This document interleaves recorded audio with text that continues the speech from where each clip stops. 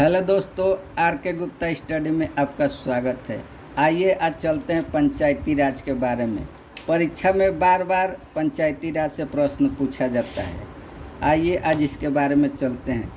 पंचायती राज का गठन 2 अक्टूबर 1959 ईस्वी को भारत के प्रथम प्रधानमंत्री पंडित जवाहरलाल नेहरू द्वारा राजस्थान के नागौर जिला में हुआ था तथा 9 दिन के बाद 11 अक्टूबर 1959 ईस्वी को आंध्र प्रदेश में पंचायती राज का भी गठन हो गया।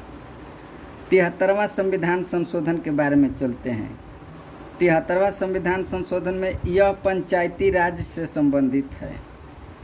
इसके द्वारा भाग 9 अनुच्छेद 243 के क से अ तक कुल 16 अनुच्छेद तथा अनुसूची 11 का प्रावधान किया गया है। इसका यानी पंचायती राज का मुख्य उद्देश्य है कि विकास की प्रक्रिया में जन भागीदारी को सुनिश्चित करना तथा लोकतांत्रिक विकेंद्रीकरण को बढ़ावा देना। अब आइए चलते हैं कि 1986 में गठित एल.एन. सिंघवी समिति की सिफारिश पर 73वें संविधान संशोधन अधिनियम 1993 के द्वारा पंचायती राज को संवैधानिक दर्जा प्रदान किया गया था।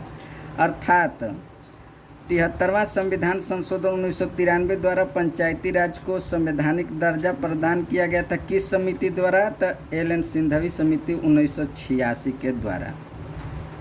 अब अनुच्छेद 243 के च के अनुसार पंचायत का सदस्य बनने का न्यूनतम आयु 21 वर्ष है।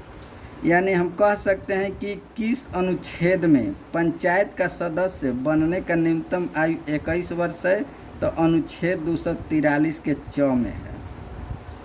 वर्तमान में पंचायती राज व्यवस्था किस राज्य और केंद्र शासित प्रदेश में नहीं है, तो इसका शॉर्ट नाम जाने कि MMND, यानी M से मेघालय, दूसरा M से मिजोरम, N से नागालैंड और D से दिल्ली।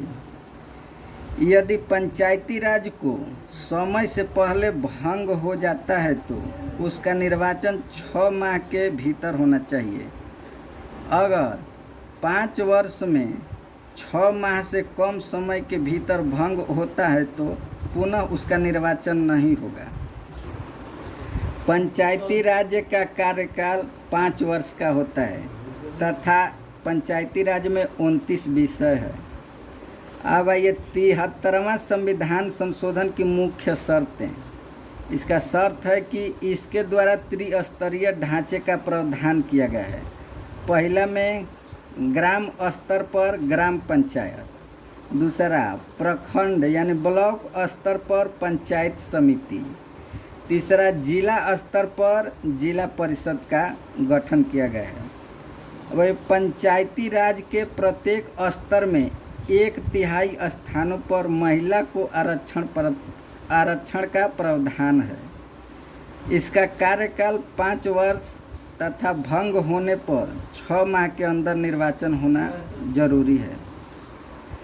अब ये राज्य की संचित निधि से इन संस्थाओं को अनुदान देने की व्यवस्था की गई है। यानी पंचायती राज के संस्थाओं को अनुदान देने की व्यवस्था किससे की गई है? तो राज्य के संचित निधि से की गई है। अब पंचायती राज व्यवस्था में सुधार हेतु गठित समिति, कुछ महत्वपूर्ण समितियां हैं, जैसे बलवंत राय मेहता समिति की स्थापना 1957, अशोक मेहता समिति 1977, P.V.K. राय समिति 1985, L.M. सिंघवी समिति 1986, P.K. थुंगन समिति 1989। अब 73वें संविधान संशोधन के बाद पंचायती राज अधिनियम का निर्माण करने वाला प्रथम राज्य कर्नाटक है।